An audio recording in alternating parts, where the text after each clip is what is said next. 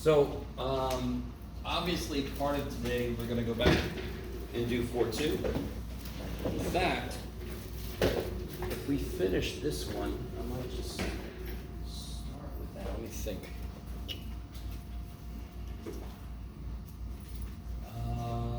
No, let's do this instead. We're gonna do, yeah, okay, I got a plan. Oh no, okay.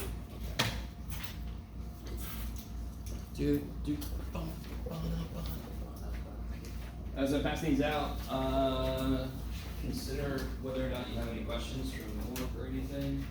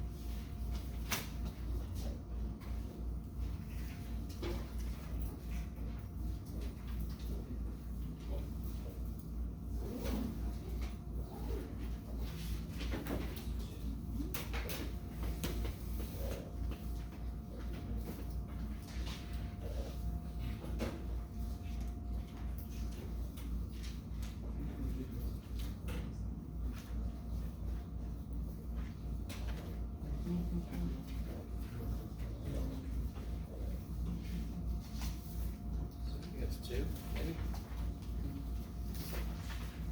Yep. You good? Oh, yes, okay. Do. Alright guys, before we get into this little sheet, does anyone have any questions from homework or anything?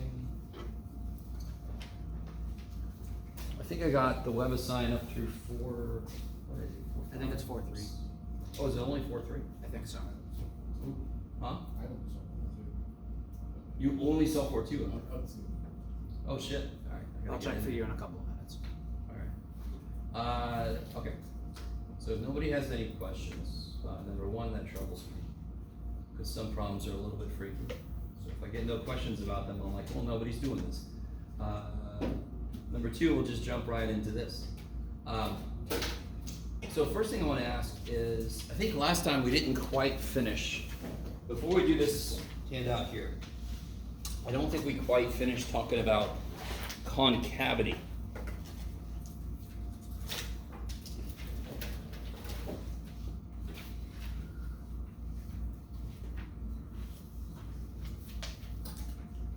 Okay.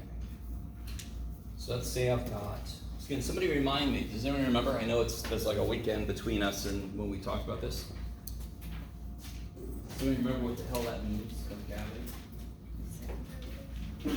It comes from the second derivative, what does it mean?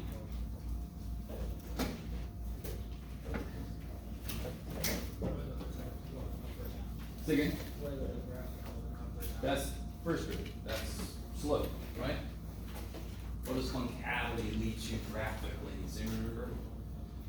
The graph being happy or sad, right?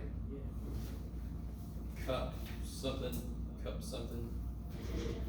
Yeah, so a problem will have a positive concavity along its entire self, because it's always concave up.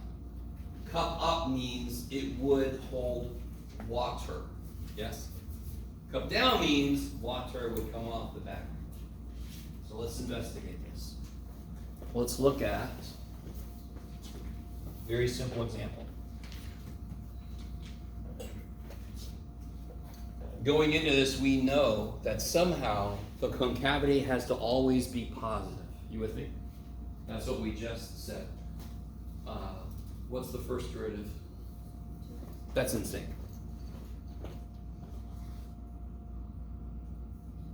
What's the second derivative? What's true about that?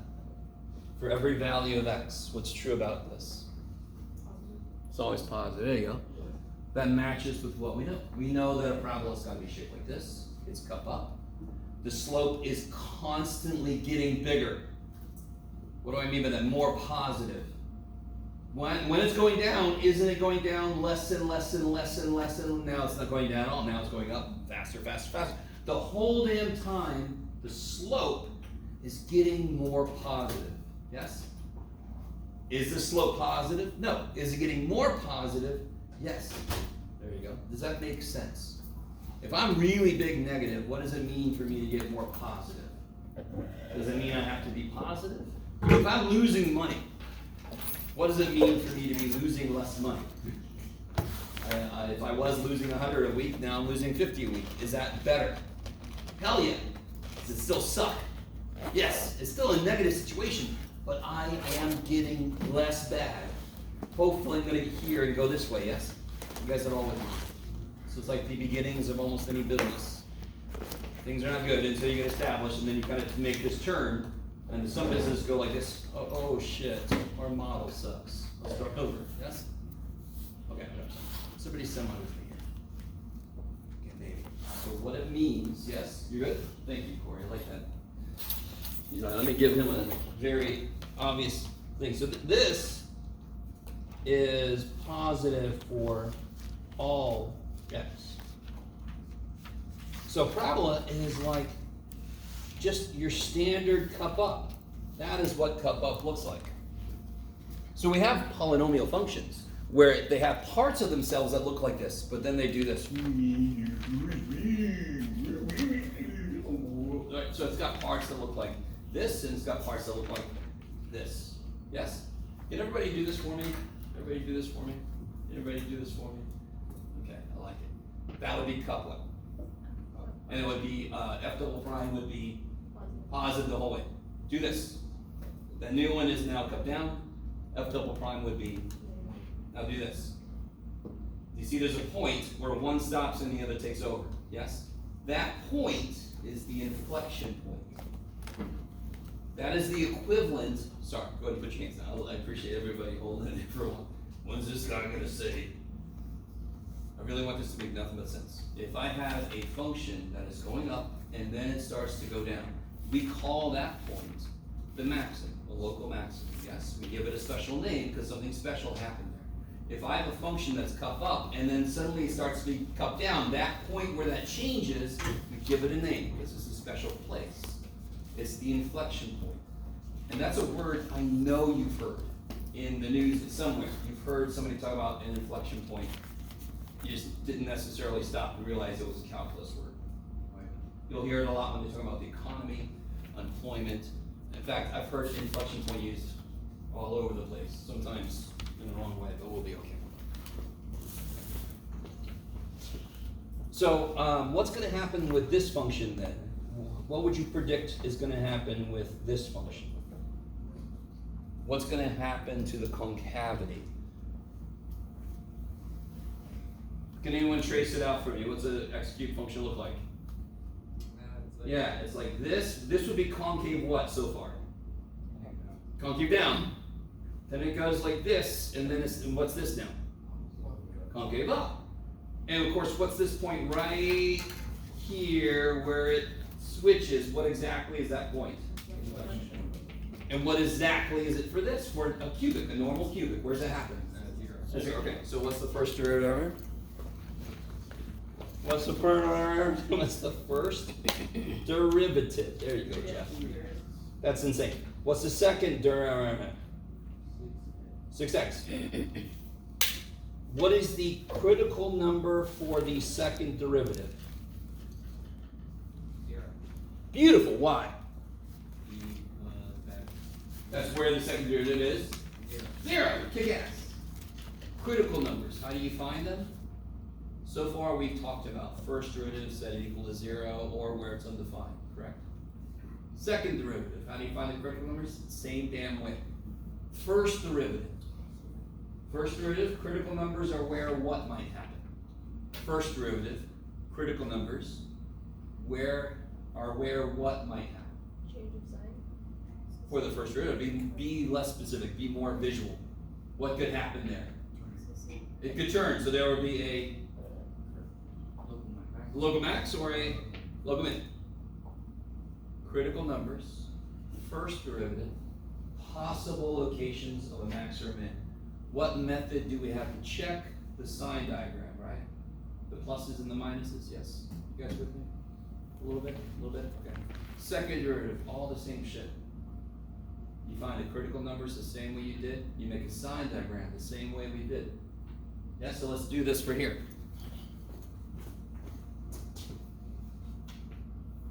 We said the critical number is 0, and it's 0 there, and there's no other critical numbers. What do I get when I plug something over here in? What's true about this second derivative if I plug something over here? It's positive, thank you. And what about over here? Jeff, you can do it. It's negative. So is x equals 0 the location of an inflection point? Yes, what's true below 0? What's true about the function, the shape of it? Good, concave down. What's true about above 0? That's the shit you put underneath. For first derivative, we put the arrows going up and down because first derivative is slope. First derivative is the going up, going down. I need you to notice something.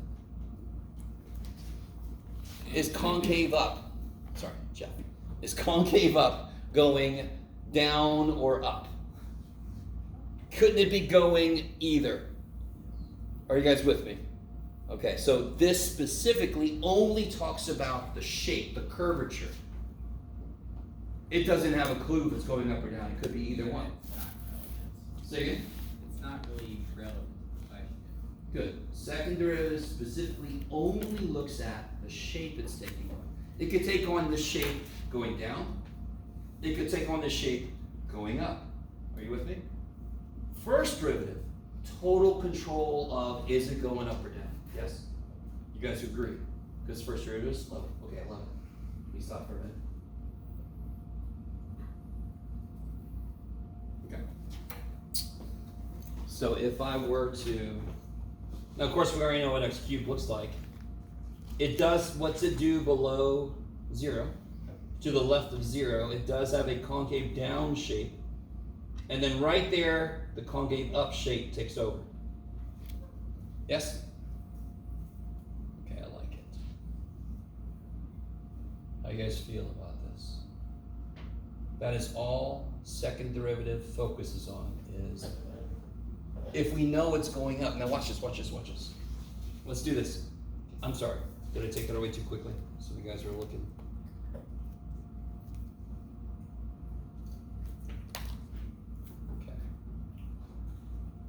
Can you guys draw me an example little piece of a function, of a graph, where this is less than 0, but this is greater than 0?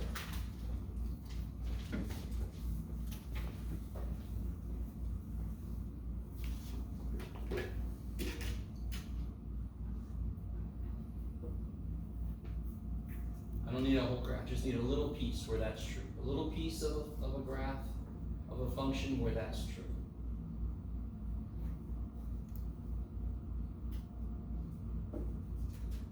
Alright, can somebody sketch in the air what you put? Anybody? You're all like, I'm just drawing a duck, Jeff. I don't know which one. That would be f double prime is greater than 0. So watch it, guys. If I'm gonna increase, do you all agree I've gotta go from here to here, let's say, yes? That's increasing, correct? And that would be f prime greater than 0. Do you notice I have 3 main ways to connect these? Straight, curved like this, curved like that. Do you all agree that's pretty much, if I'm assuming everything stays constant over that region, those are the 3 main ways to kind of connect those. Does that make sense? Now you can make the curvature bigger or smaller, but that's basically it. All 3 of those meet f prime greater than 0. Is that cool? How do you know that besides I just said it? Why is f prime greater than 0 over that region? Because every region they're going up, yes? Do you all agree though that they're going up in 3 different ways? One is as the crow flies. That would be linear, correct? And the other two are more exponential or power, yes? So we kind of with which one is f double prime less than 0?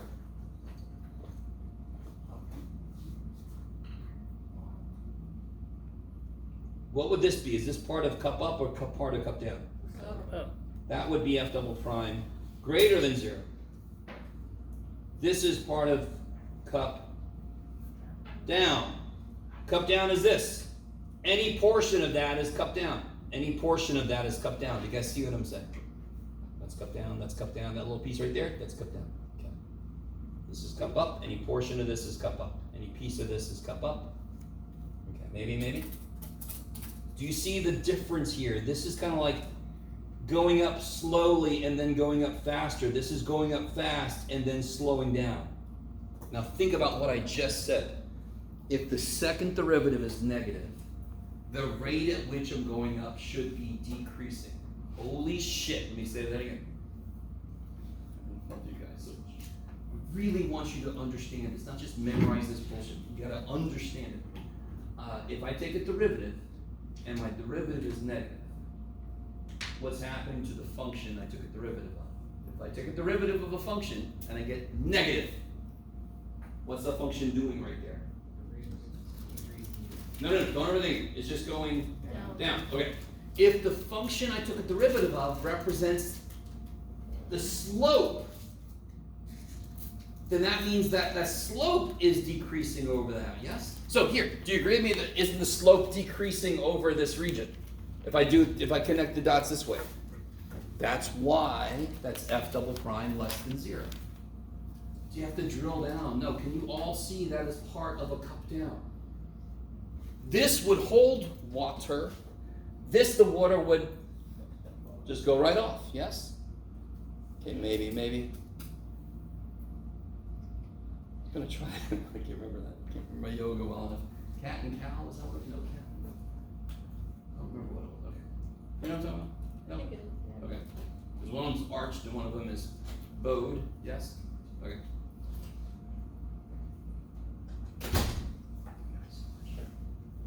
So, what are we gonna have to worry about in terms of this? We have one more thing to investigate that will help our graphs be more precise. So in pre-calculus, hopefully you guys, we're gonna review this, but hopefully you talk about asymptotes, rational functions, that kind of stuff, and behavior. Does that sound at all familiar? Maybe some of you guys talk about multiplicity. I don't know. You guys talk about that? Yes, a little bit? If you haven't, we're gonna review it a little quickly, but still. Okay. So let's do this. Did I give everybody one of these? I think I did. Who needs one? Did everybody got one of these except a few people that came in? Yes? Please help your teacher out. I'm an old man now. I've always been absent-minded, and now I'm old, so it sucks. All right. Who else needs one? You both need one. I didn't give this out until today. Everybody else is good? Oh.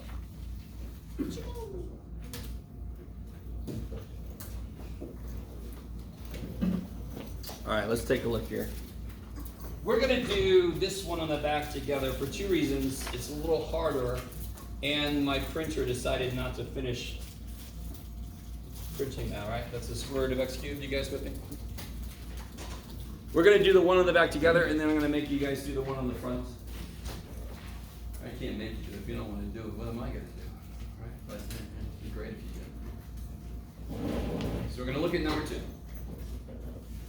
What do you think the first thing is to do with that function before I do anything? Rewrite it. Rewrite it. Now the first question I can answer, yes, the domain. Can somebody tell me the domain before we rewrite it? Anybody see the domain?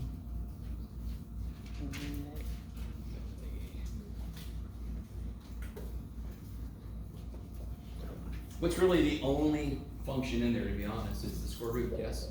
It's the square root of x cubed and there's the square root of x. Right? What's the domain for the square root? The inside has to be greater than or equal to 0. Just can't be negative, right? Okay, so The first part, the first section kind of automatically can't be negative. do it again, sorry. The first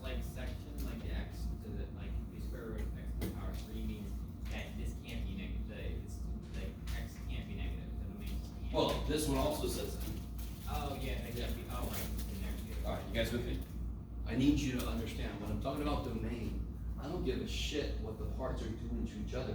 I give a shit about which parts have an issue for an input. So it's a subtraction of two things. I don't give a shit. I don't care. That's range. That's range speaking. I care about when am I allowed to plug in. And both parts have the same issue. You guys see that? Both parts, x can't be negative. So what's the domain? 0 to infinity. I love it. Kick ass. Including 0.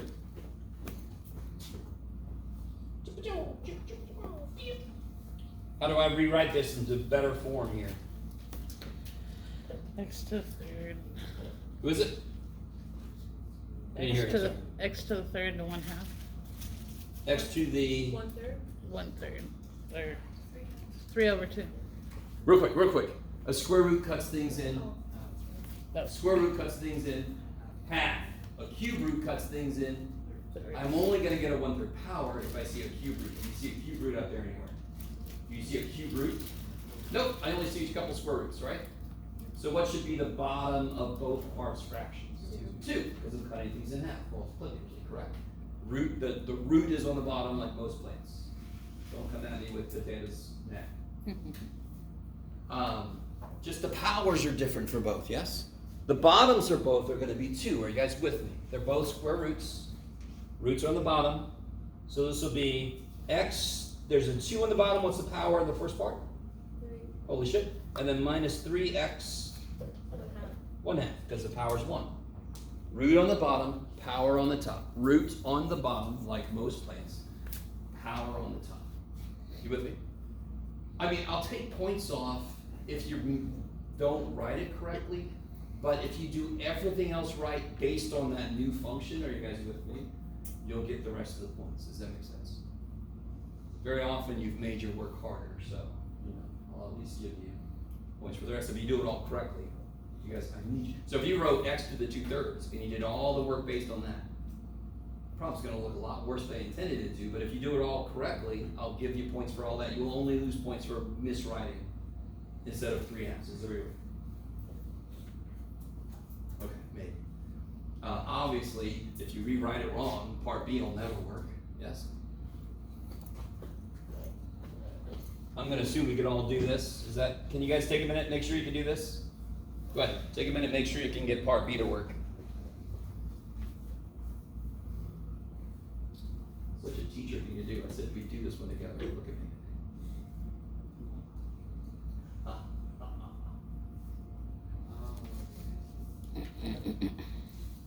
Yeah, this one should be kind of quick. You quickly see the 3/2 happening.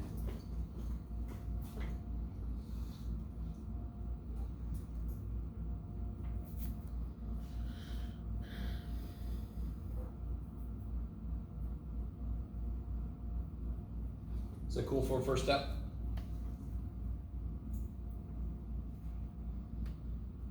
Is that all right? The 3/2 came down, went down by 1. The 1/2 came down, it went down by 1. Is that cool? You with me? And now to make it look the same, what do? Not even just to make it look the same. If I want to eventually make it equal to 0, which is how I find critical numbers, what do I need to do to this expression? Factor. You can see the 3/2, yes? You can see the x to the negative 1/2. So I sometimes this is a huge hint. What am I going to take out? Without even thinking, I'm going to take this shit out. So if I take 3/2 x to the negative 1/2, what's left? What's left here?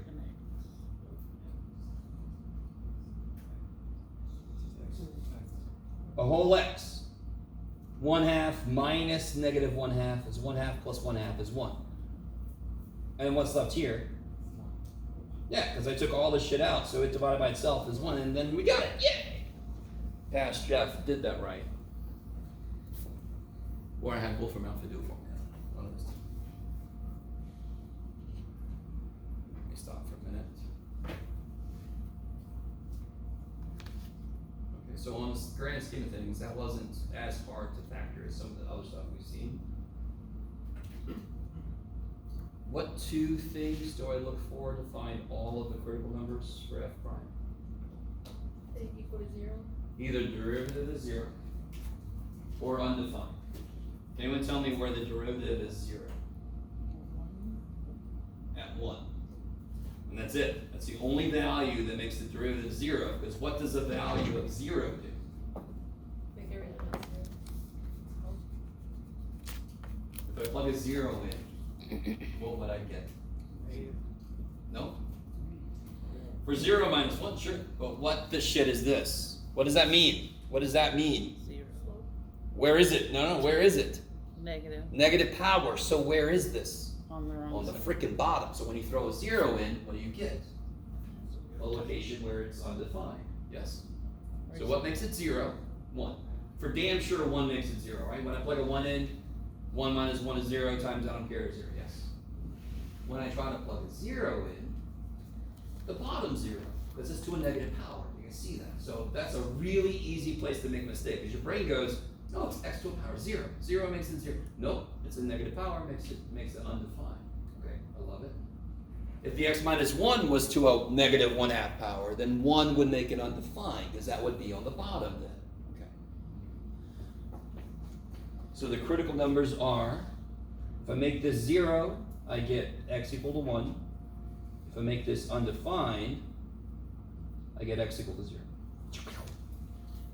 So I'd be wrong thinking that 0 times negative 1 would be 0. Well, no, because 0 to the negative 1/2 power is not 0. 0 to the negative power is 1 over 0, Okay. which is undefined. Undefined. Do you see that? Okay. Yeah.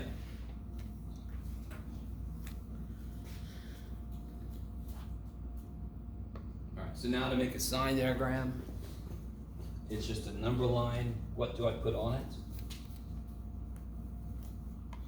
Mayonnaise and pickles. No, what do I put on the sign diagram? What do I represent on there for? Great number, so 1 and 0. Yes? Why am I creating this thing? What am I trying to investigate? What will this directly investigate when we create this thing? Yes, if it goes up or down, kick ass. Where the slope is positive, where it's negative. And then through that, we can see where maxes and mins are, right? What am I going to put above 0? Here, I'll help out. Above 1, I'm going to put a z for 0. To remind myself, 1 is perfectly fine. It's just got a 0 slope there. What am I going to put at 0? What do you think? Freaking you, because what happens when I try to plug a 0 in? My slope goes undefined, yes?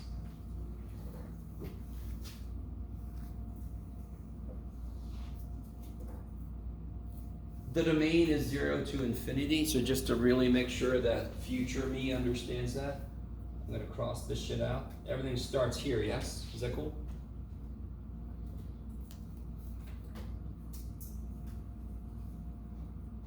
Alright, so now what do you want to plug in? I would plug in like 30 billion or 2. When you plug a 2 in, what do you get? Positive times, somebody really with me? What is 2 to the negative 1/2 power? Why am I not plugging that into a calculator? Because I know 2 to the negative 1/2 power is positive, yes? That's beautiful. Little tears. You're like, I don't give a shit what the decimal shit is. I don't care. If you plug in your calculator, great. You don't have to. That's bullshit. 2 to the negative 1, that's positive. This is positive. This is positive. So it's freaking positive. Yes. Now, real quick, did I talk about multiplicities last time? Yes. That's got a multiplicity of 1. Odd multiplicity. It's going to change signs. I don't have to pick a freaky 1/2 or something. I just know it's going to be freaking negative because that's an odd multiplicity. If you don't agree with me, 1/2 is not a big deal. Watch, plug a 1/2 in. 1/2 to the negative 1/2. Is that positive or negative? By the way, can a negative power change your sign? Like you go in Virgo and you come out Gemini. No, I'm sorry. You go in negative, come up. If I raise a power, if I flip something, can its sign change? Give me a positive number. Flip it. What do you get? 1/2. Stay positive. Give me a negative number. -4. Flip it. What do you get? -1/4. Did it change sign? No. If you raise a number to a negative power, it's just going to flip. Now, if the negative power is like squares, we're just going to change sign. But the fact that it's a negative power is not going to change its sign. Yeah. Yeah, but what if it's 1/2? Would it be 1/2 minus 1, then therefore end up being -1/2? Totally. That's what I'm saying. So this is positive at 1/2. Yes? Yeah. Because if I plug in a positive number, this doesn't change its sign. And this is negative, so it's going to be negative. Oh, okay. Positive times negative. That's there for some reason. I was kind of Nope, confused. nope. I'm with you. I would be too. Yeah, okay. So, can somebody tell me, is 1 an interesting location in terms of what we're looking for? Yes, what is 1? Before I even draw anything. How do I get to 1? What's this telling me to do? How do I move? What's this telling me? How do I move here? Local minute. I go down, flat, up. So of course 1 is the location of a Min. local min. Okay, okay, right? Let that be awesome. I didn't even draw those stupid little arrows yet, and I can see that. It's going down to it, up from it. Of course it's a min.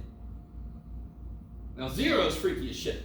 And we don't know what's going on at 0 at the moment, but it's undefined slope there. Is the function undefined at 0? Is it? No, I put this sign, which that means it's included. When I plug a 0 in, what do I get?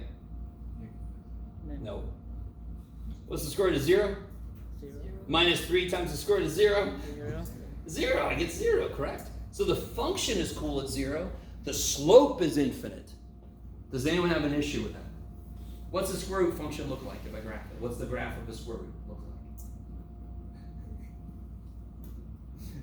Yes, it goes like this, yes. Now if you really analyze it, what it does, you guys, just so I can do it from your perspective. Yes, that's right. You guys with me? If I go backwards and it's approaching 0, look what it does as it gets to 0. It goes straight up and down for a moment. Right when it hits 0, it is straight up and down. Because if you put the whole thing, what's happening, it's part of a parabola, isn't it? Okay, I really want you guys with me. What's the slope at the vertex of a parabola? 0. 0. If you turn that, what would the slope, if it's 0 here, what is it now at the vertex? What is it? Infinite. Yes? What's the inverse of 0? Infinity. You with me? That's all a square root function is a parabola that fell over and lost its bottom half. So what is the slope right at 0? Infinite. How does it show up on our work? It's undefined. That's undefined. It's infinite, it's undefined. Let me stop for a minute. I love you guys. I do. Okay. All right. So this is a local min. 1 what?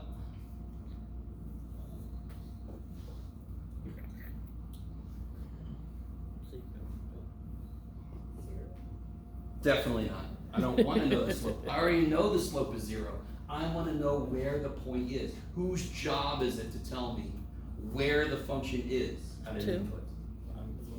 The original function, correct? F prime tells me the slope. I know the slope is 0. I want to know where the function is. You see what I'm saying? That's another huge mistake. Everybody's points come out to be something comma 0 because you plug it into the... You already know F prime is 0 there. I want to know what the output is. And what's the output? Square root. 1 minus 3. Yes? Square root of 1 minus 3 times the square root of 1 is 1 minus 3 is negative 2. Negative 2. So, this is why I made a big deal earlier this semester. Tell yourself when you are taking the derivative. Because you're going to get to a point where you're going to have to plug it into several different, so we got to use f, we got to use f prime, and in a minute we have to use f double prime. Yes? And I have to know which thing to plug in at the moment. F double prime tells me concavity. F prime tells me if it's increasing or decreasing. F tells me where the shit it is. Yes? Okay, maybe.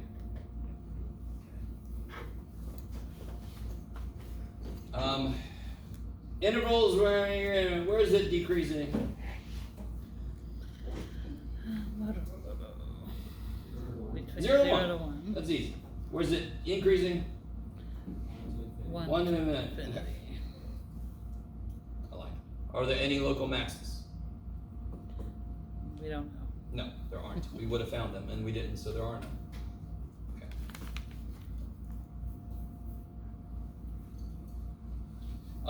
Let's see, just doing this together. We start with f prime.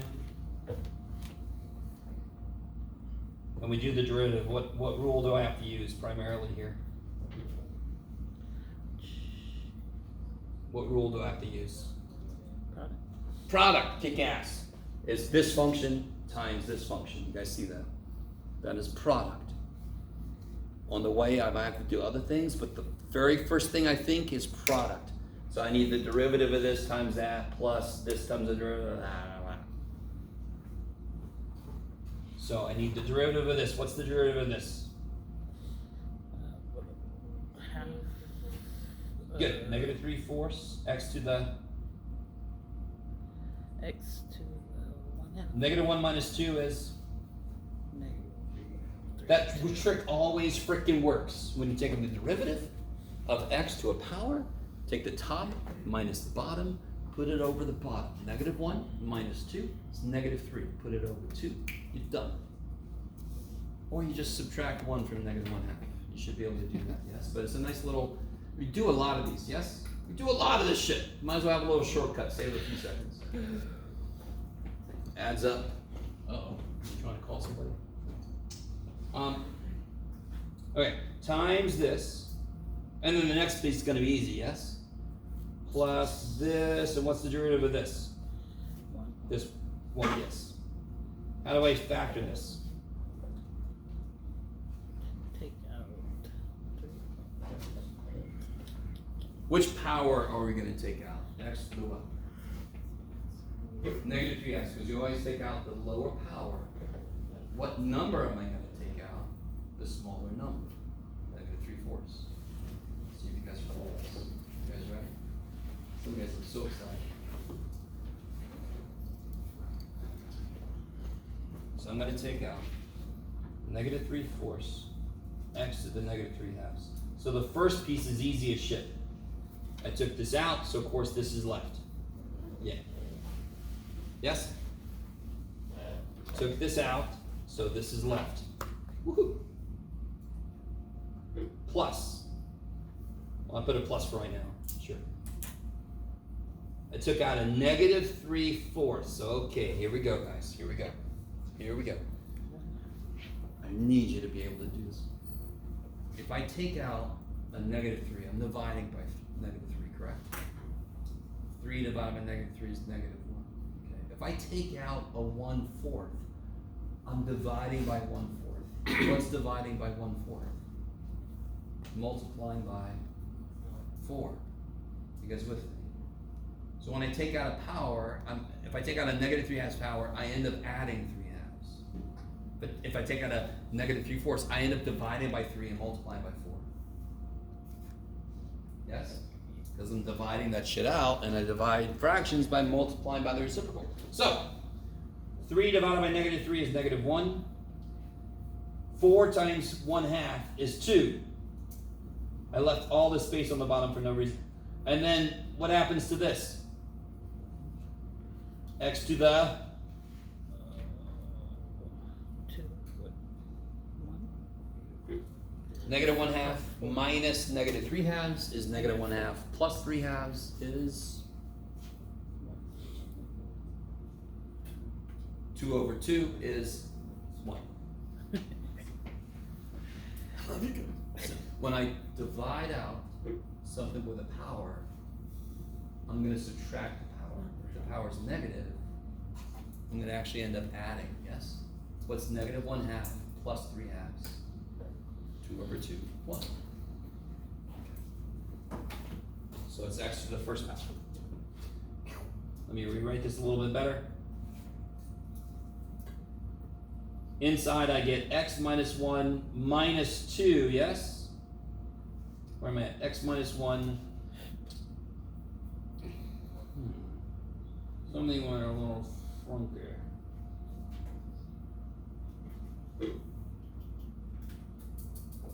Should should be plus 2. What have you done? What have you done? Let's see.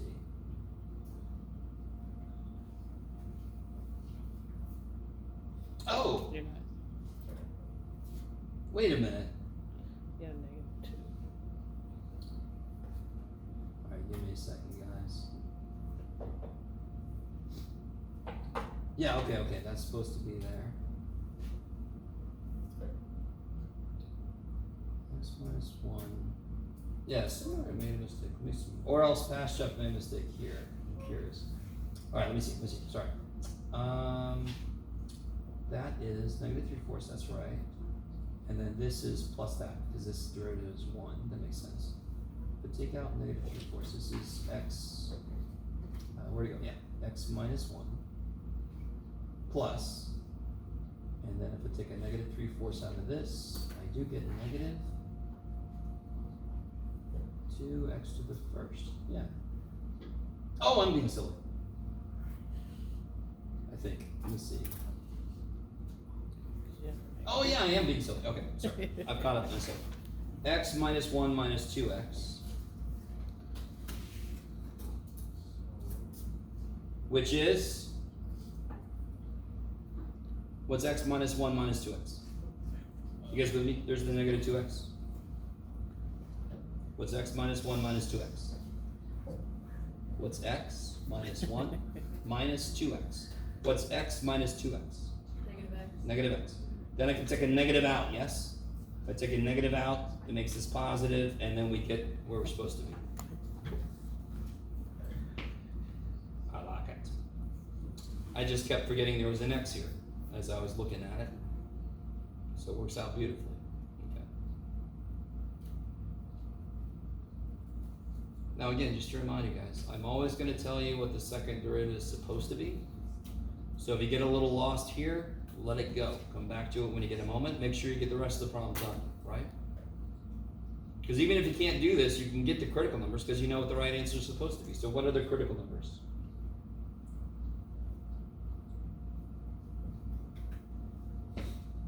When is f double prime equal to 0? Sorry, where are we at? Trying to figure out your hand right. Well, good luck. X minus 1 minus 2x equals 3/4 x to what, -3/2? Yep. This is basically this, because we got to the right place. And it was negative x minus 1 with a negative out front, but I took a negative out, made everything positive. Yeah. When is f double prime equal to 0? -1. Negative 1. What's weird about that? Is there anything weird about that? It's the What's the domain for our function? opposite of 0. So is this going to come into play? Nope. When is f double prime undefined? At 3. 0. Still at 0, yes? 0 to a negative power is still undefined. Okay. So it doesn't matter which derivative you're working on. Finding the critical numbers is exactly the same steps. Why is that true? Because if a function goes through 0, there's a chance it'll change size. Yes? For first derivative, that would mean it's going up and then going down, or vice versa, and that could be a max or a min. For second derivative, it could be it's concave up and then concave down. That could be an inflection point. So that's why those are our critical numbers. So now I'll make another sign diagram, but now I'm going to do it with f double prime. So now the only thing I'm curious about is 0. But the weird thing with 0 is there's only one side, so what do I plug in to check this out? The only critical number that matters is 0? Something bigger. Because the other one wasn't even in our consideration, yes? So 0? So just anything bigger than 0. So you can plug in 1. 1 or 20 trillion. What do you get when you plug in 1? Negative. What kind of number do you get here when you plug a 1 in? Negative. No, it's positive, right? Positive. 3/4 times 1 to this is 3/4 times 1 is positive.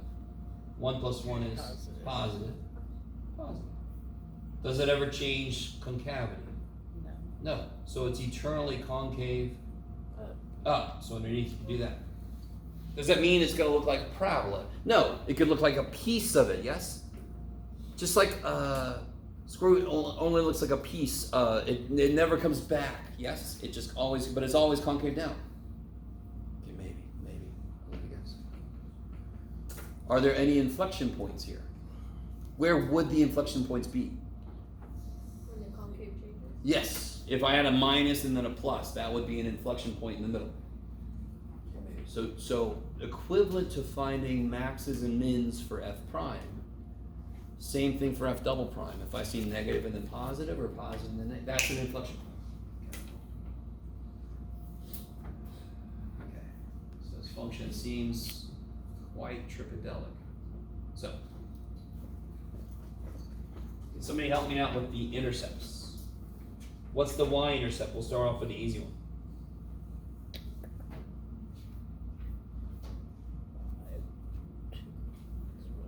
How do you find the y-intercept always? Y2 minus Y1. No.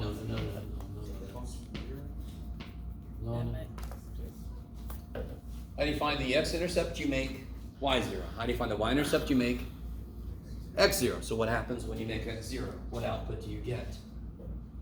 When you make x0, what output do you get? 0. 0. Thank you. We already did that earlier. So that is an x-intercept too, right? Are there any other x-intercepts? What do you do to find out? I don't know. Y to 0. A funky ass function. I don't know. Yes, go ahead. Set Y to 0. Yeah, set y to 0. So it's 0. So to find the x-intercepts, good lord, John. To find the x-intercepts, make y 0. Right like this. Okay. How do I solve that?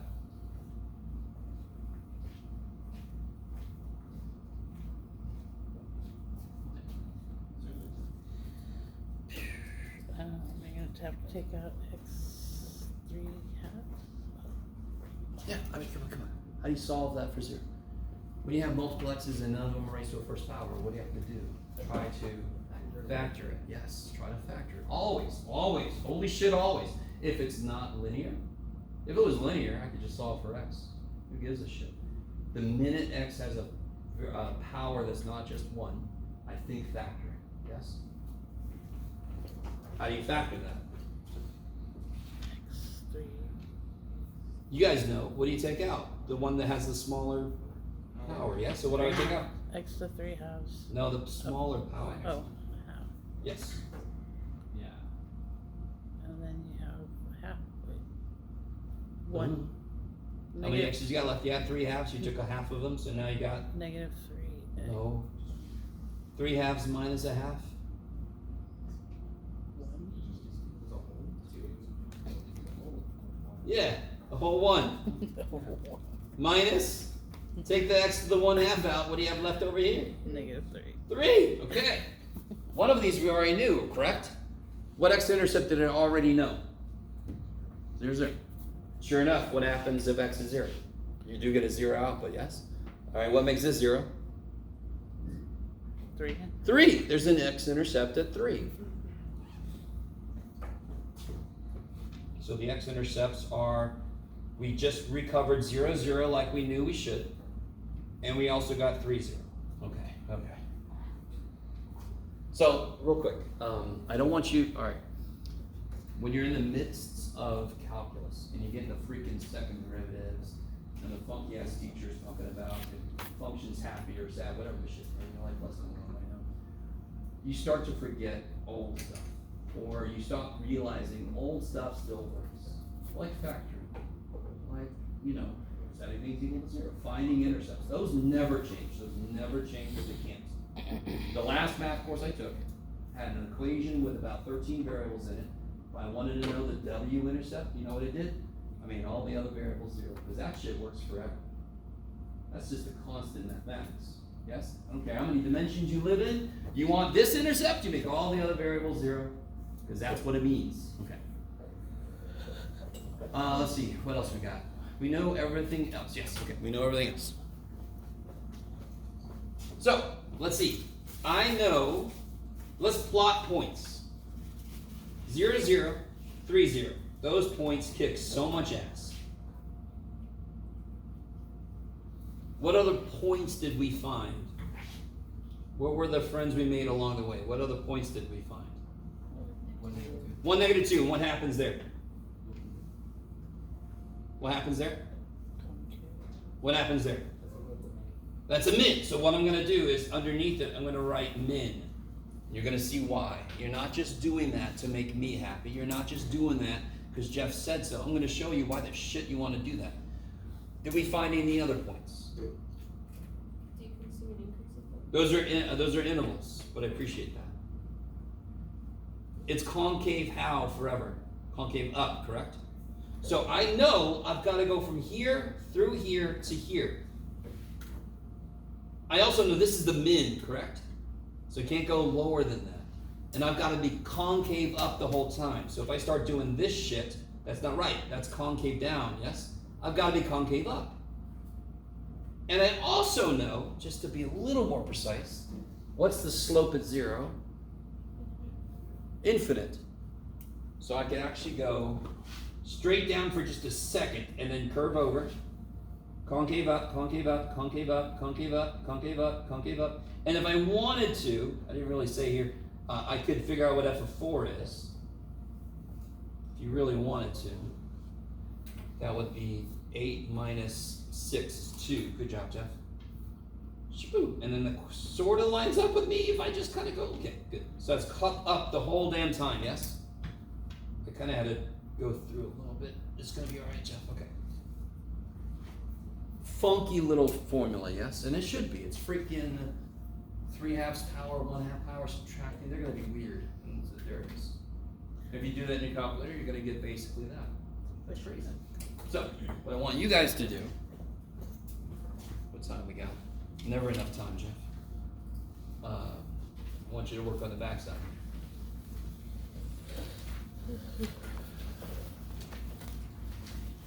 So this is going to be, in some ways, this.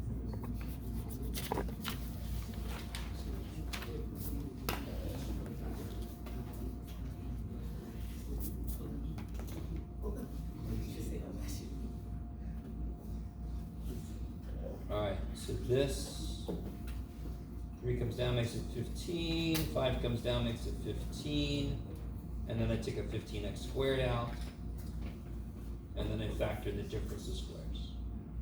Alright, that's nice. You could take a negative 15x squared out, and then it would be x minus 1 times x plus 1, that's fine, I don't care. Same thing.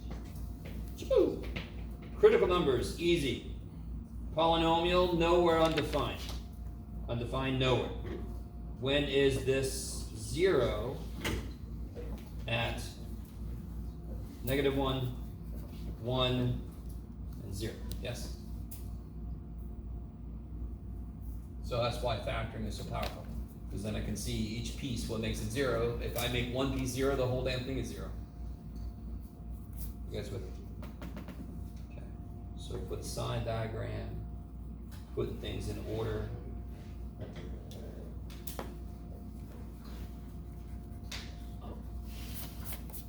You have 4 regions to check, or you could do multiplicity, right? So if I plug a 3 in, positive times negative times positive is negative. Yes? Then you could plug a 1/2 in. I don't feel like it, so I'm just going to go, oh, these are odd multiplicities. They're going to change signs around 1 and -1. This is an even multiplicity. That's where 0 came from. It's going to stay the same sign. And then I'm done with that shit. Yes? So you can plug in numbers from each region if you want to, or you can use multiplicities and get done with the damn thing.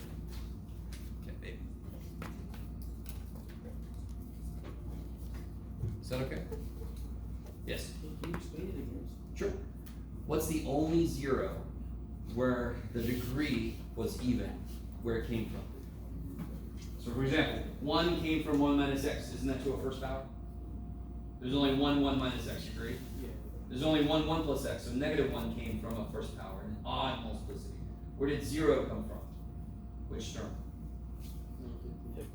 X squared. That's even multiplicity, right?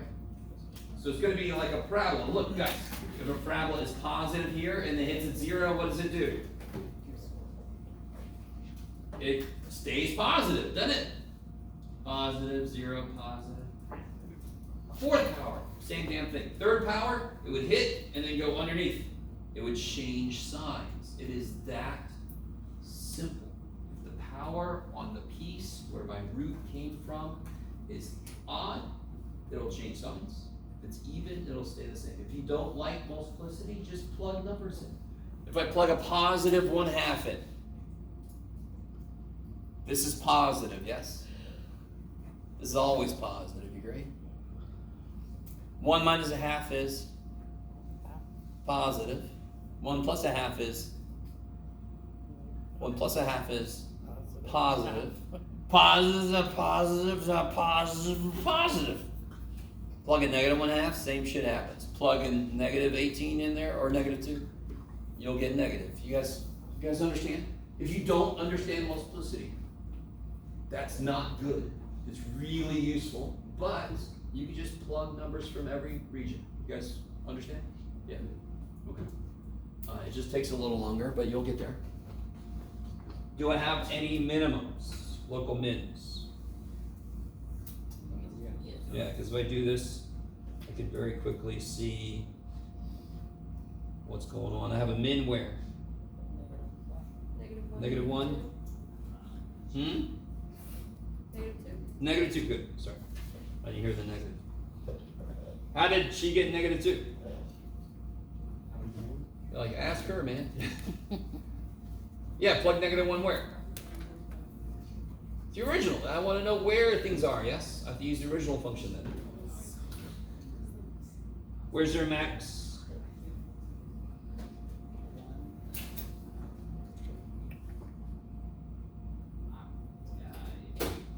What's the x value of it? Do we have a max? 1. Yeah. At 1, 2. Yes. Yes? You guys see that?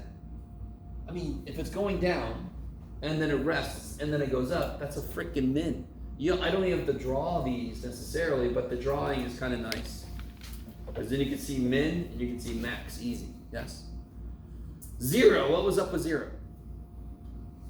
That was a little fake out moment, right? It's like, oh, nope, I'm not going to turn, Look, unemployment is, screw you. Yes? Okay, so it kind of messed with us. Stupid little function. What the function? So then, where's this increasing? Be really careful. Where's this increasing? Where's it increasing from? Negative 1. -1 to? 1. No. Oh. What's it doing at 0? Staying the same. Staying the same. So when I say where's it increasing, I want to know where it's increasing, not staying the same. Where's it decreasing? From 1 to negative to 2. Mm-hmm. Where does it start to decrease? Infinity. Negative 1. Yes, negative infinity up to? Negative 1. -1. Or And then 1 up to? 1 to 2. No. To infinity. Infinity, yes. Is that alright? Basically, anything increasing leaves out goes in decreasing, according to the domain. This is a polynomial, so he's cool. Okay, let's see. Let's get a little bit further, and then we'll take a break here. Here's a really good clue. Can you guys tell me what's the difference between these 3 expressions? These 3. This one, this one, this one. Just how they're written. They are all f prime, correct?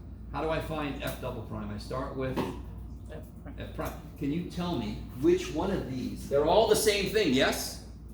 Which one of these is easier to take the derivative The of? first one. I'm gonna freaking start with that shit then, aren't I? Now, I don't blame you if you didn't realize you could, because you're like, you wrote f prime as this shit, Jeff. Yeah, I did, because that's one form. Why is that a good form for the first part? I can find the critical numbers easy, yes? If I have to take a derivative, screw the forms that have product rule. There's a form that has power rule, that's it. You guys see that?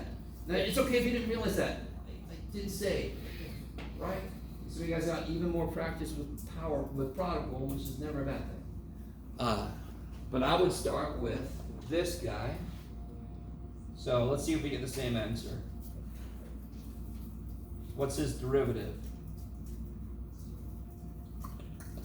It is 30x. 30x minus Minus 60x to the third. 60x third. What comes out? 30x.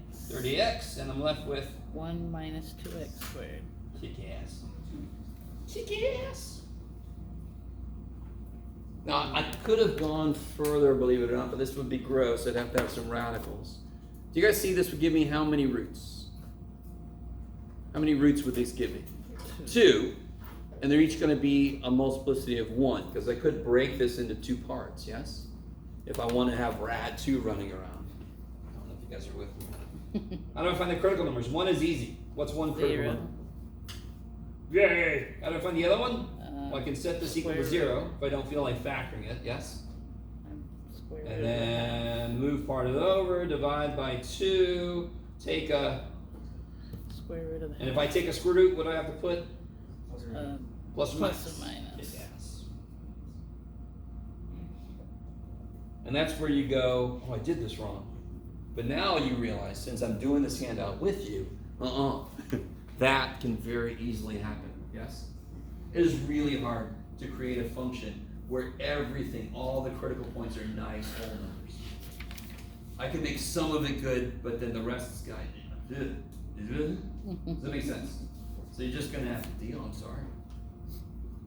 Okay. What you can do is when you go to graph this, plug this shit in the calculator and round it. You're doing it by hand, right? I'm not gonna try to graph square root of 1. I'm gonna, what the hell is it? Okay. And then estimate, yeah. Eyeball it. All right. We got our 3 critical numbers. So let's see, negative, square root of 1/2, 0. I know I can make this rad 2 over 2, I don't care. That sounds very trigonometric, doesn't it? You guys all with me? And each one of these does what? Each one of these makes the second derivative 0. So I'm gonna put z's over top, so I know that when I go to graph this, there aren't these exceptionally weird things happening at those points. It should be nice, normal shit happening at those points. And then I do the same thing. So real quick, 30x. That's where 0 came from. What's the multiplicity on 30x? What's the multiplicity? 1. Odd multiplicity. This, if I broke it up, they would each have 1. Everything is odd multiplicity. It's going to be changing sign everywhere.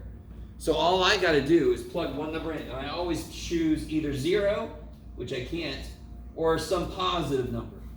I'm going to put 10, because I know it's bigger than square root of 1.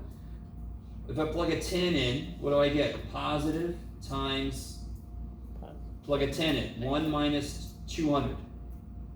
Negative. Yes, is negative. Is that cool? Then I just said everything's got an odd multiplicity, so it's going to change signs everywhere. If you don't like multiplicities, great. You have to figure out a number between 0 and this. Rad 2 over 2 is roughly 0.7, because rad 2 is 1.4 roughly. So then you have to put in like 0.5 or something, yes, to investigate this. I don't want to do that shit, so I choose to do multiplicity. You could choose either way. Okay, multiplicities kick ass. What does this mean? What can I draw underneath this part right here?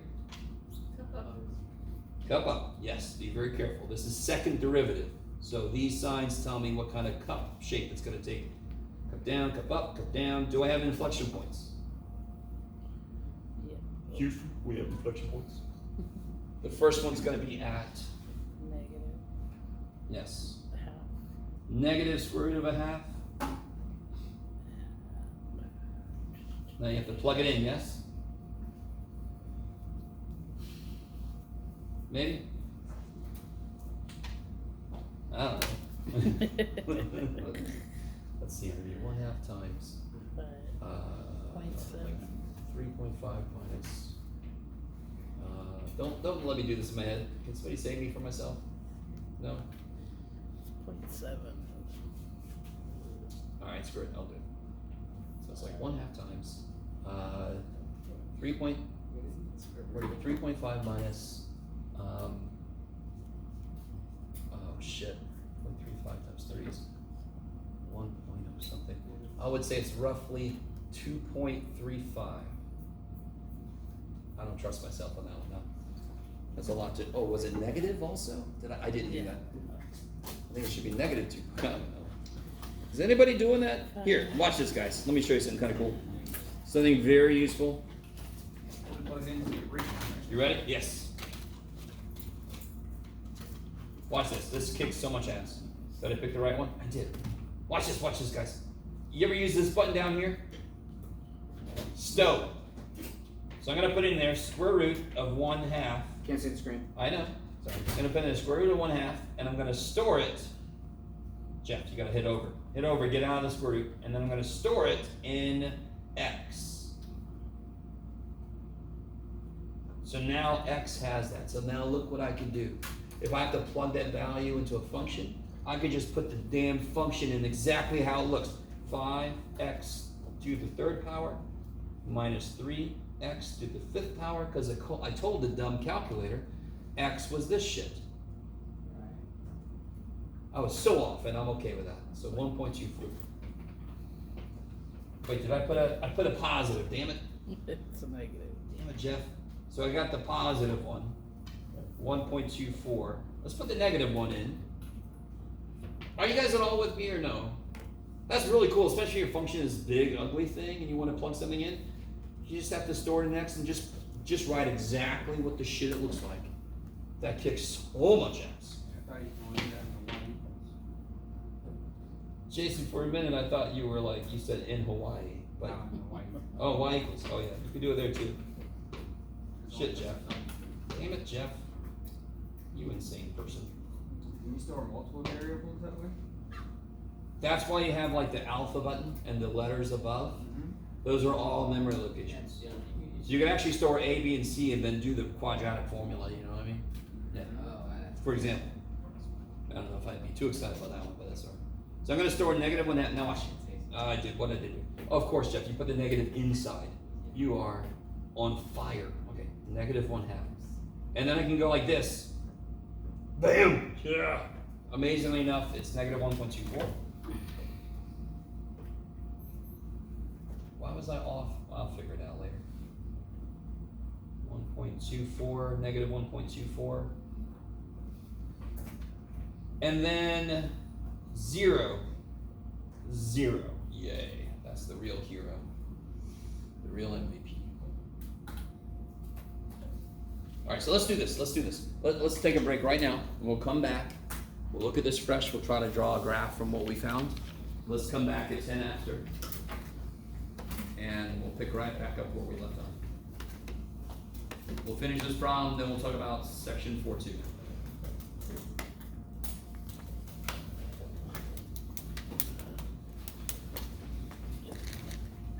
Use your break as you see fit. Oops.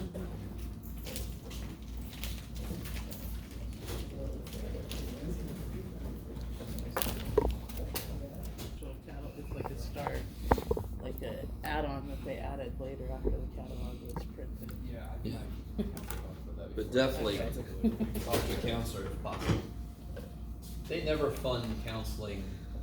And each counselor gives you different information. Like, Yeah. I have 3 or 4 different counselors that I talk to, and every single one will give me. Yeah, it happens here too. It's like, come on.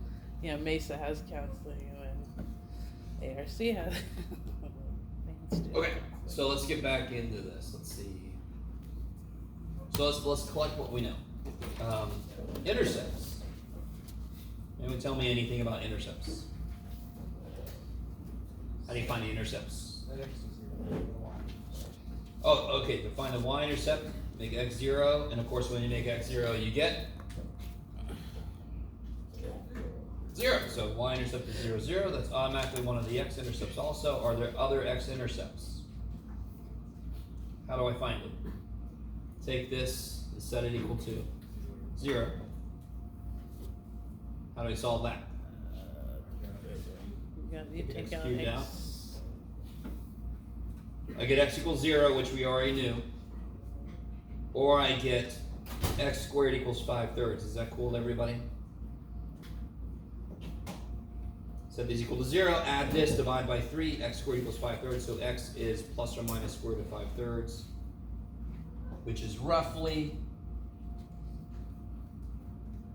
we're doing this by hand, so we're gonna estimate it plus or minus 1.3. You guys all with me? So there's x-intercepts here, and there's this intercept, which is both. Okay, so let's see, what do we know? We know 0, 0. We know 1.30, and we know, let me see, are there any other, what's our biggest x value? Our min and max are -1, 1. Our IPs are, okay, so watch this, you guys ready? Okay, let me see if we got, I can get you really on board with this. Let me do this, do you have your red pen, Jeff? No. Damn you, what kind of math teacher are you? Okay. Point that I want to graph, yes? Point that I want to graph. Points that I want to graph. Yes? Points that I want to graph, okay. Out of those points, what's the biggest x value? Did we estimate this? 1.3. Let me do this. 1.3. Let me put them all together. Max is a 1, 2. Min is at -1, -2. Inflection points are at -0.7, -1.2, +0.7, +1.2. Right? I'm just estimating rad 2 over 2. And 0, 0. I know that's a y-intercept, but more importantly, it's an IP. Not yip man, but it's an inflection point. I don't know if anybody got that, that's okay. So look. All right. This is a really smart move. Get everything in one place. You got everything staring in the face there. The largest x values I see are 1 and -1. Do you guys agree? Don't I have a lot of shit happening in between? So we are the humans here, right? As far as you know. Yes. I'm gonna pick my scale, so I'm being nice to myself because we invented this shit. Yes? Rene Descartes, sick in bed, came up with the stupid XY plane. So if you want to complain about it, go to his grave and yell at him for a while. 5/3 is bigger than 1. Huh? Where's my 5/3? Oh, 1.3, yeah, that's the biggest. Thank you. I was just looking at these. You're right, this is here too. So I'm gonna make, what are you gonna do, Jeff? I'm gonna make this 1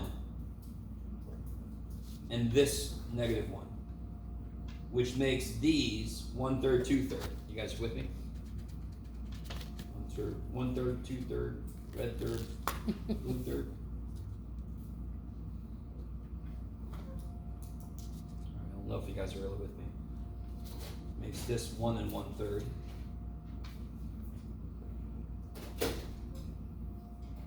Okay. That way I'm not like jamming all the stuff happening in this little narrow section. You make your scale intelligently. And you all know, like, if I had a 60 output, I'm gonna make my scale like by 12s or 20s. But you don't sometimes realize, and it's not your fault because you don't see it often, make your scale zoomed in more. Yeah? How are we feeling about that? So you guys are like, keep going. Okay. I'm sorry. Notice I haven't done anything with my Y scale yet. Let's see. My biggest outputs look to be 2 and -2. For my max and my min, that kind of makes nice poetic sense there. So I can make this scale, maybe I'll go like 1, 2. How's that sound, everybody? You guys see my reasoning there? Okay. Obviously, if I had an output of like 20, I want to go by 5s or 4s or something. Okay. So see, what else do we know? We know a max at 1, 2. 1, 2 is a max. I'm going to put the word max above it, so I know to turn when I hit this. -1, -2 is a min, so I'm gonna put the point there. Underneath it, I'm gonna put min, so I know to turn there. If I label all my freaking points, they all tell me how to go. That's crazy. I've done enough freaking work. Work should be done. What else we got here? My inflection points. -0.7, which is roughly -2/3, a little more than -2/3. You guys with me? A little more than -2/3. -1.2 would be about right here. That's an inflection point. 0.7, a little more than 2/3. 1.2 is an inflection point. Okay. You guys all with me? Roughly? And then 0, 0 is an inflection point. Okay. So, help me out. What's my initial concavity and my initial movement, up or down? Down. Yeah, initially I'm going down, and where am I at? That's your min. My concavity is up. Yes? Okay. Oh, did I forget? No, I didn't. I feel like I forgot something. 1.3. -1. Oh, my 1.3, thank you. I should have put it over this way. 1.3, -1.3. It's a little bit before -1 1/3. And then 1.3 is a little before 1 1/3. Okay. I forgot my little intercepts. So I'm decreasing and I'm concave up, yes? Okay. Let me zoom in on this. So I'm decreasing, I'm concave up. So when I hit this minimum, where am I gonna change concavity? When I get to where? You get to the point. When I get to there, yes? Inflection point.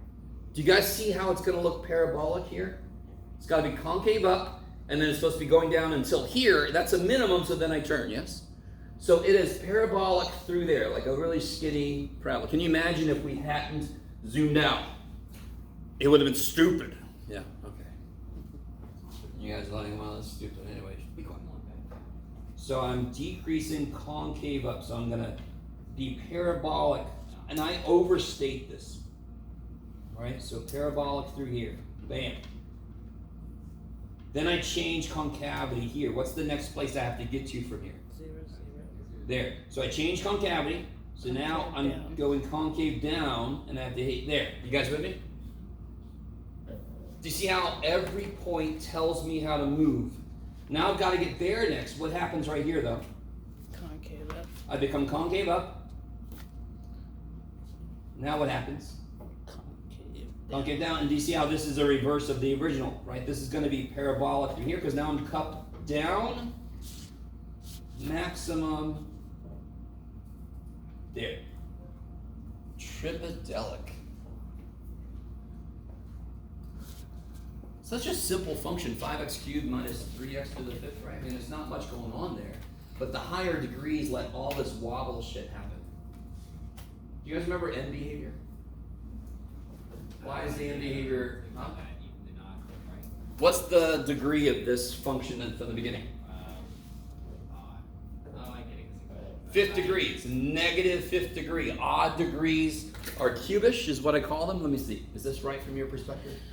What's your perspective? This? I don't know. Yes? Okay. This is cubish. Every odd power looks like this, but it's negative, so it's just been flipped. Yes? So now I look like I'm the opening of Peacemaker. Did you watch that? No? Okay. So that's too bad for you. You guys kind of with me? So that end behavior matches what we see in the graph at the end. Okay. Maybe? Maybe? Each step individually is not that much. If you collect everything you found, plot it, label it, I'm decreasing and concave up to begin with, I start going. Hit a min turn, hit an IP change, hit an IP change, hit an IP change, hit a max turn. If you label what's going on from all the work you did, The graph should be relatively quick. And dear God, if the graph is right, but the work is wrong, you'll lose the most points. What's one of the main things I'm grading you on? Can you take your work and show it to me visually? So if you make a mistake over here, your graph better show that. You guys kind of with me? If you plug it into the graphing calculator and you can't figure out why your graph is different, leave it. Don't just copy it, because then you'll lose more points. You guys understand? Okay. The graphing calculator passes the class. Send you postcards when it's somewhere else.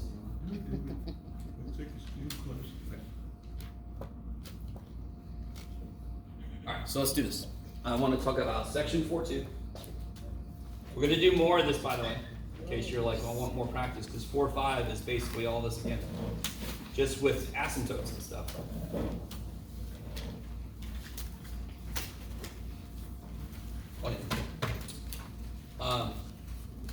So 4.2. Everybody, can everybody do this for me? All right. Make a little Cartesian plane, well, that's why plane. Can you just plop a point down and plop another point somewhere above it?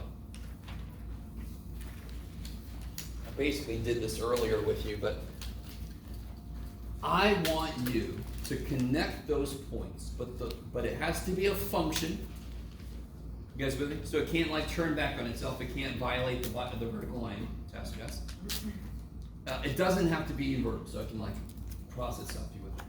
I want you to connect those 2 points, but try to do so. Let me see if I can get you guys with me. Do you see how, as the crow flies, there's a slope here? And if I do this, do you all agree with me that there is one place about right here where the tangent line is parallel? Can you guys try to connect the points and not let that happen? I want you to try to connect these 2 points using a continuous and differentiable function. So it can't teleport. It can't do a cusp thing. Yes, it's got to be continuous, differentiable. But I want the tangent line to never be parallel to the straight approach here. Can you do it? I mean, Never parallel. Give it a try.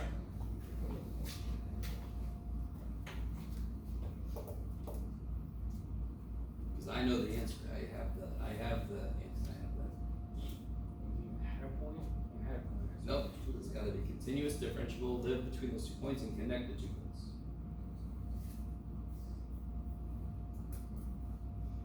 Are you guys trying? So let's see. If you try to be sneaky about it and you say, I'm just gonna go like straight over, and then I'm gonna go, oh shit, right there, it's parallel, right? Right there, it's parallel. You guys with me? Yeah. I mean, if you stick to it's continuous and differentiable, the answer is there is no way. Yes? Yeah. That makes sense. Right. So as you got it earlier, you're over there shaking your head like, I told you already, man. All right. So these look like, I don't know, weird arrow, a bow and arrow thing. I don't know. Somebody put the arrow on there wrong. Okay. So here's the idea. This is kind of a silly. Do you guys get the idea here? If my function has to be continuous and differentiable. If it didn't have to be differentiable, I could do this shit. Do you guys see how there is no place on that is parallel to the straight approach? The one place where it might be parallel, I made it go crazy. Do you guys see that? So there's nowhere here that it's parallel. Yes? Yeah. But that's not allowed. Yeah. F has to be differentiable. Or you can think very easily, if I was allowed to teleport, then I could just go, boom. But it's got to be continuous, yes?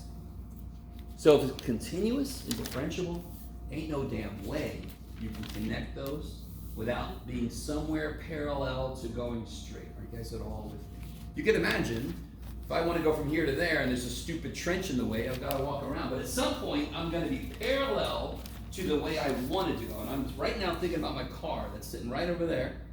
And right in the way is this huge thing of stones. I'm like, I'm not gonna walk through there. I'm gonna die.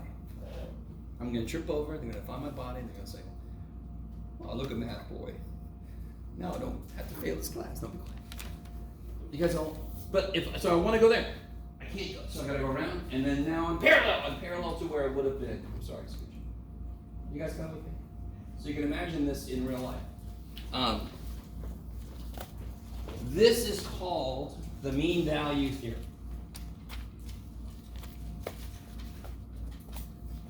So all it says is, given f of x on, 1 f is continuous, given f of x and an interval a to b. F is continuous on, a to b. F is differentiable on a to b. So it doesn't have to be differentiable at the endpoints, but it has to be differentiable throughout the whole thing. It's got to be continuous throughout the whole thing. Yes? Can you zoom it out just a little bit? I can't, because I don't know why I'm so zoomed in. Okay. Thank you. Then there exists a C in AB where f prime of C, okay, let me stop for a minute. Y'all with me? Okay. Given f of x and an interval a to b. F is continuous on AB. F is differentiable on AB. It's not fair to make it differentiable at the endpoints because the endpoints are 3. That's why it doesn't have to be differentiable.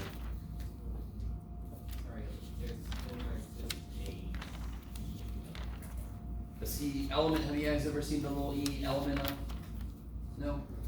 This just means element of. There's just a C in that interval between A and B. Okay, is everybody with me so far? You got an interval A to B, you got a function moving along. What kind of function? Nice function. So nice. Differentiable continuous. Doesn't teleport, doesn't have a lot of kinks. Right? We would change it if it did. If I have those happening, the function is nice like that, then there must be a number between A and B where, what the hell is this? What's this? What is that? That's the what of the rate of change, which is also known as the slope, right? Right. Where the slope at that point is the same as the slope connecting the 2 points, the straight approach, yes? Average. How do you find the slope between 2 stupid points? What's the slope between A and B here? A and B, this is what? What would this be? That's right, kids, f of A. What would this be? Well, f of B is crazy. How do you find the slope? How do you find the slope? B minus F. F of B minus f of A? Yeah. Over? B minus A. B minus A. Alright. We have seen this thing happen so many times. This is the algebra slope. This is the calculus slope. We're setting them equal to each other. Because here I'm pretending like I can go straight across, like me going to my car. And here I'm doing what I actually can do. I can do what the function needs me to do. But I'm guaranteed if the function is nice, continuous and differentiable, I'm guaranteed that there is a C, like right here, look, right there. That would be C. Between A and B. Because what happens at C? The slope there is equal to the straight slope between B and A. Are you guys at all with me? So, nuts and bolts wise, this section should be easy as shit. I need you to understand. You take the derivative calculus way, you find the slope algebra way, set them equal to each other. Let's do an example. You go back to the formula? Yeah. Yep. All this is, by the way, this is just y2 minus y1 over x2 minus x1, right? Okay. Is the C right above the C what? Element of, Oh, contained in, yeah. Between A and B, yeah. Alright, let's see.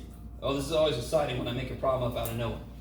So I'm gonna make a nice Oh shit, let me see. Yeah. I'll make it like this, just for now. Otherwise, they'll get really freaky. Nobody got time for that. Let's see. Let's go from 1 to 3.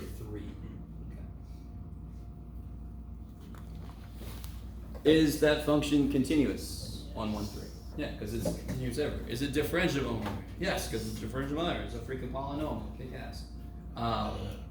Alright, where do I go from here? I want to find the value of C that the mean value theorem predicts will exist. How do I do it? I take the First. derivative. Okay. So one side of things is take the derivative. What do you get? 2x minus 4. Now, if you wanted to, you don't have to do this. You could shove a C in there. I don't give a shit. Right? The C is just kind of like a special value of x. Are you guys with me? When I first learned this, I didn't understand doing this. It didn't make any sense to me. I just stuck with this.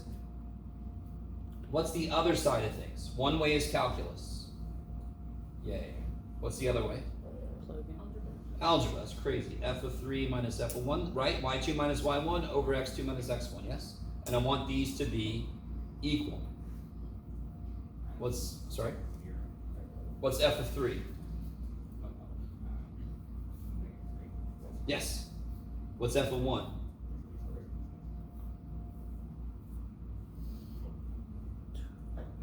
Negative 3. Kick ass. Over 3 minus 1? 2. Crazy. So then I get 2C minus 4 equals, what is this? Negative 6. Minus a negative becomes That's it. plus. What's negative 3 plus 3? 0. Divided by 2. So then C equals 0. 2. 2. Add 4 divided by 2, right? So that was a pretty easy problem. Do you guys see that though? I need you to see, we've seen this happen so many times already. Do the calculus slope, do the algebra slope, set them equal to each other. This one takes that process and just, it's the entire point of the process. This isn't some little thing you could do, blah, blah, blah, but this is like, do this. Take the calculus slope, take the algebra slope, set them equal to each other. That's crazy.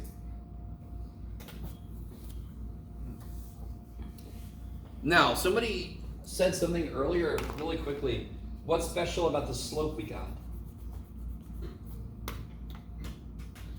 Anything special about the slope we got? It's 0, yes? Which means, in fact, what was it? Yeah, 1 and 3, they both had an output of negative 3, correct? So if I go, now obviously my function is parabolic. So if I connect these two, right between should be where it's horizontal, where it's the same slope as between them. Do y'all agree that this is gonna be 0 because they both have the same output? And sure enough, there will be one place where the slope is parallel to that. Here's the funny thing. Section 4.2 is Rolle's theorem and mean value theorem. This is mean value theorem. Rolle's theorem is all of this except the slope is 0. Did I have to tell you about the other way to do things before we did this? No, because they're the same stupid thing. So I see if I can get you guys on board with me. Mean value theorem was constructed, right? This little group over here, wherever they were in the world, they're like, look at this shit. Look at, I got this. Oh, what is shit? And then there's this guy, his name is Roll. And he's over here. It's Fred, I can't remember.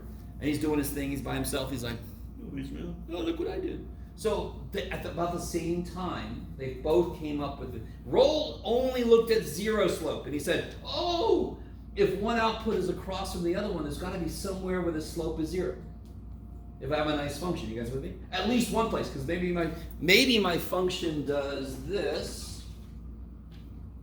Whee! Then there's 2 places, yes? So it just says at least 1. Right? You guys with me? So there's got to be at least one place that has a horizontal tangent line. And then mean value theorem just generalizes that. It literally just takes it and rotates it and says, all right, all the same shit you just did, Do it with a diagonal slope. Same shit. I don't know if you guys are with me or not. If I have 2 points, I don't care if they're across from each other or like this. There's a slope directly between the two, and if you have a continuous differentiable function, it must have the same slope at least once. Could it have the same slope an infinite number of times? Yeah. Totally. Right? I don't know if you guys are with me. You guys with me? If I had a really compact, well, the funny thing is, if you could have something where the oscillations go to infinity at one end, so you can have an infinite number of zero slopes. Are you guys at all with me? So yeah, it looks. the theorem just says at least one place. That's parallel. Yeah, I've seen like that. I've been messing around with like this one. I've seen it happen once or twice. Yeah, you get these crazy oscillations. It's like a wall of like. Oh yeah. Yeah, you know what I mean. Yes, and that's cool to me because, real quick guys, just go with me for a second. If you go like this, it'll go forever, correct? So what's the limit of this as x goes to infinity? It doesn't exist. Remember, it's oscillatory, yes? You guys are all with me? If I graph sine of 1 over x minus 5, that infinite oscillation all happens at 5. It comes in and it's like, oh, and here's 5, right? Here's 5. Oh, yeah, and it just goes, the infinite oscillations all happen right there. I am sorry that I went off. I'm sorry, but that to me is so cool. It's taking something we can never see and saying, let's look what's happening right here. It's just. It does look pretty silly. I know. Okay, let's stop. Sorry. Please check it out. Okay. All right. Last thing for today. Last thing. You guys are you're doing so good. You guys are doing so good. One of you guys look at me like, really? Come on, man. No, this is one little thing. One little thing. If f of x is continuous and differentiable on its domain. You guys all with me? Those two things, by the way, you're going to see in a lot of theorems. It's going to start with given a continuous and differentiable function. Yeah, that's just the definition of nice. It's nice. It doesn't do anything weird like this. We'll go to infinity. On its domain, so it can still do weird things, but it's on its domain. It's cool. Can you find a linearization for it? What does that mean? Linearization. Just a more formal way to say what? Find, no.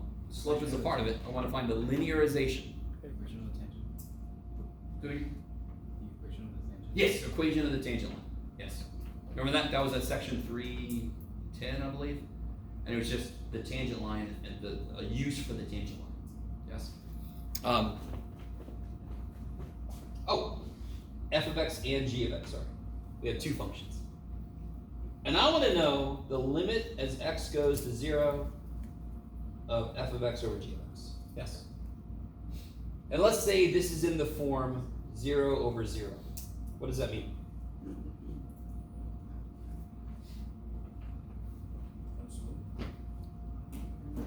Come on. 0 over 0. What does that mean? Do I know the answer? No, you know. It's I not don't. even undefined. It's like 0 to 0 is one of the worst things to see because that means your work is just started. Yes? Yeah, you gotta What do you call 0 over 0? Indeterminate, which means I cannot currently determine the answer, correct? Yeah. Alright, I didn't even tell you what f of g are, so you're like, I definitely can't determine the answer. So this is so. Alright. What did we just say is true for f of x and g of x each? Since they're continuous and differentiable, can't I create a linearization for them, a tangent line? Do you all agree that a slope exists? How do I know a slope exists for f? Because it's continuous and differentiable, yes? Yeah. And does it have to be continuous and differentiable at 0? Why does it not have to be? Because the limit never gets to 0. Yeah. Okay. You guys kind of with me? But isn't the limit of f 0 at 0? Okay. So then the linearization would look like the slope of f times x. Why isn't it plus b? Because I just said the output should be 0. It wants to be 0, yes? Okay. I don't know if you guys are really with me. By the way, this is L'Hopital's rule we're proving. if you've heard of that before. So what can I do for g of x? Oh, let me put a little approximately. Is the slope of x minus what? Huh? On that after that, so The slope of f times x. Is that cool? So this doesn't mean like, sorry, this isn't like Samuel Jackson kind of math. You put the, no. Add the slope of f. So here this would be the slope of g times x, yes? Let me do this better here. What about f prime of 0, x? And this is f prime, not even put 0, let me put f prime of x. F prime, no, g prime of x times x. Is that cool? The slope of f and the slope of g. Yes? Okay. So if I plug that in now, so the limit as x goes to 0 of f of x over g of x, this is equivalent to the limit as x goes to 0 of f prime of x over g prime of x. This is mx, yes? What happens? The x's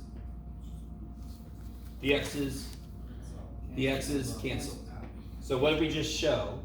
If this is indeterminate, I can then apply L'Hopital's rule, and instead of working with the functions, I can work with their derivatives. And it kind of makes sense. The limit as x goes to 0 of the functions depends on who's getting to 0 faster.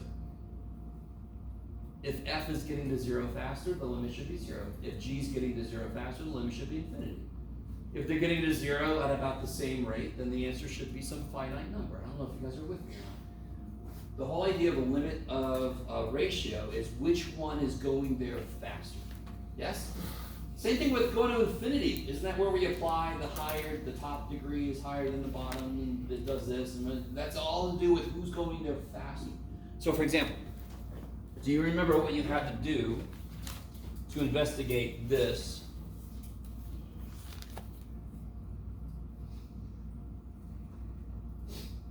You can do it, Jeff.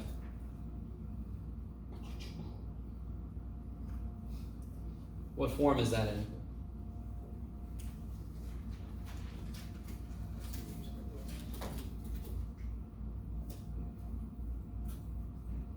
What form is that in?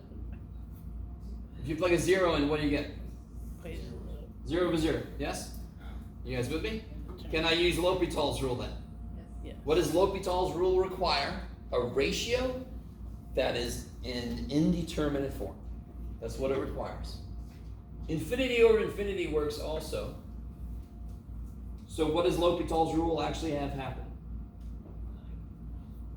And this is where you got to realize, I'm not ever going to do quotient rule for L'Hopital's. What's L'Hopital say? The limit of two functions is the same as the limit of their derivatives. Derivative of the top, derivative of the bottom. Yes? I am not looking at x squared minus 2x over x squared plus 5 as one function. I'm looking at it as a ratio of 2. So I'm not going to do quotient rule. I'm not going to do quotient rule. So what's the derivative of x? 2x minus 2. That's great. What's it? 2x minus 5. Or 2x plus 5. plus 5. And then what do I get? You get Plug a 0 in. Negative. Is it still indeterminate? plus 5. What do you get? Negative 2/5. Negative 2/5. Yeah. How about this? This will be. Sorry. You guys remember this one? That was 1, yes? What form is it in? What year is it? What form is this in? 0 over 0. Can I use L'Hopital's? Yes. Yes. What's the derivative of sine x? Cosine x. What's the derivative of x? Plug a 0 in. Cosine is 0. 1. 1. Done. Yay. See how easy that was? Now that we know L'Hopital's rule, a lot of the limits we did in chapter 2 are much easier. So some of you guys might say, why didn't you teach the L'Hopital's rule then, Jeff? Because we didn't know derivatives. We had to figure out limits to figure out derivatives, and now we can go back in time and go, oh shit, that's easy now. Yeah, it's like way easier. Yeah, man. Alright, that's enough. Alright, guys, I'm sorry. I'll let y'all out of here. We'll talk next time about whenever our next quiz is going to happen. I don't know, at the moment. I'll see some of you guys at the workshops or whatever, but I'll see you whenever you come by, if you do. Some guys never do, it's okay. I don't take